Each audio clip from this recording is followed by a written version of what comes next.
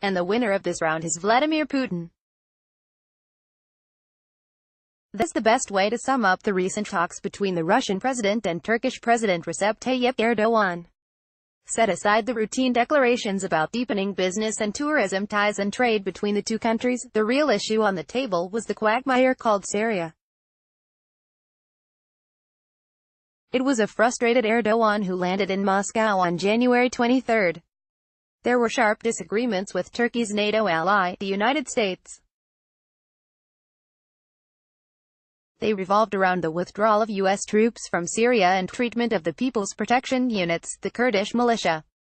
The Turkish president knew Putin had the upper hand with respect to the safe zone he wants to establish and control in Syria. Putin played his cards carefully, maneuvering Erdoğan closer to the Russian line and working through 3 layers of discussions. The ground had been well prepared. At a news conference the day before, the Kremlin spokesman addressed jihadist advances in Idlib province, despite Turkish promises and a deadline for these groups to be disarmed. When the principals met, they seemed to have talked tough on the issue. There are indications that a somewhat coordinated, but not joint, military operation in the enclave was imminent. Russia expects Turkey to assist, as much as possible and without much involvement on the ground, the entry of Syrian regime forces into the theater. The Syrian forces would operate against the major jihadist group, Hayat Tahrir al-Sham, which has all but gained control of Idlib. The Russian and Turkish presidents' agreement to stabilize the region through better coordination and additional measures is clearly a defeat for Erdoğan. In the eyes of Russia, he has failed to fulfill his promise, prompting a Syrian move into Idlib to do the job. The second layer of talks was on the safe zone, and here Putin unexpectedly presented a flashcard, the Adana Protocol. This agreement was signed between Turkey and Syria in 1998. In 2010, it had developed into a treaty valid for 3 years, which called for cooperation and joint action on both countries' security. This was to be done by, among other measures, intelligence sharing on designated terrorist organizations. Putting the text of the Adana Protocol on the table, Putin subtly asked Erdoğan to open a dialogue with Syrian President Bashar Assad because both Turkey and Syria had a mutual interest in combating terrorist activities.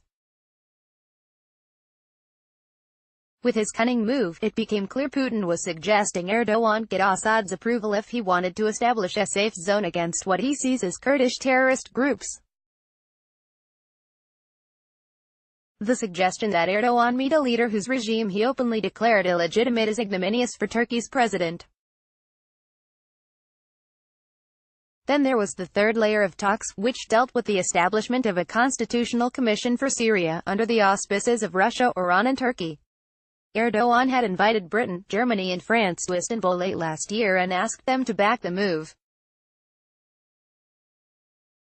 However, all 3 recently did the opposite, calling on the United Nations to not back the process.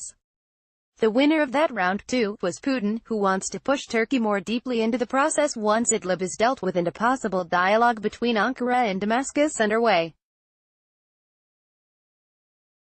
It is not clear whether Ankara fully realizes what's in prospect. It's unclear if it has fully understood that the real negotiation on and in Syria will be between the Assad regime and Syrian Kurdish groups, even as it is carefully monitored by Russia. Kurds have already taken steps towards Damascus. With its idea of a safe zone under Turkish control increasingly looking like a mirage, Ankara is further hemmed in by Moscow.